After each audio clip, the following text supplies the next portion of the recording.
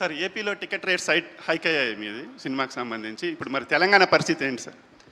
Sir ఆంధ్రప్రదేశ్లో కూడా first and foremost తెలంగాణలో there is no ticket hike.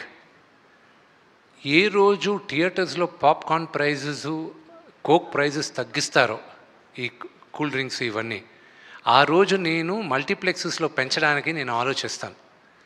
ఎందుకంటే ఈ సినిమా ఎక్కువ మంది ఫ్యామిలీస్తో వెళ్ళాలి, వాళ్ళకి నేను ఇబ్బంది పెట్టదలుచుకోలే. అందుకే ఆంధ్రప్రదేశ్లో కూడా కొన్ని సెంటర్స్ వరకే, అన్ని సెంటర్స్లో కాదు, కింద టికెట్స్ కాదు, పై సెంటర్స్లో కొన్ని టికెట్స్ వరకే 50 రూపాయలు పెంచడం జరుగుతుంది.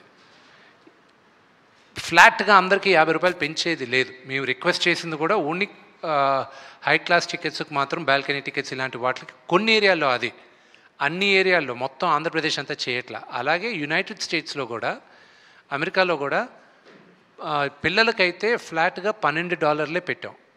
అది ప్రీమియర్ షోకి అడల్ట్కి $16, మరుసటి రోజు నుంచి $14 పెట్టాం. పిల్లలకు మాత్రం $12 పెట్టాం. ఎందుకంటే నా వ్యూ ఏంటంటే ఈ సినిమా పిల్లలు ఎక్కువ చూడాలి.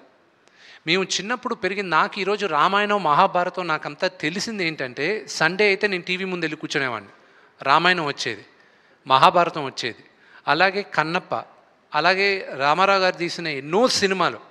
నాకు మన హిస్టరీ గురించి, మన చరిత్ర గురించి, మన దేవుళ్ళ గురించి తెలిసేది సినిమాల ద్వారా తెలిసింది. నాకు కామిక్ బుక్ కల్చర్లో తెలిసింది నాకు. కానీ ఈ జనరేషన్లో కామిక్ బుక్ కల్చర్ లేదు, సినిమాల ద్వారా తెలియాలి. So it is my attempt. రాసేటప్పుడు కూడా 25 సంవత్సరాలు కింద పడిన వాళ్ళకి సినిమా చూడడానికి వెళ్ళినప్పుడు వాళ్ళకి ఎలాగా నచ్చుతుంది అనే ఉద్దేశంతోనే కథ చేసాం. సో అంతేగాని కకృతితో టికెట్ ప్రైజెస్ పెంచట్లా. విష్ణు గారు, ప్రభాస్ లాంటి స్టార్ని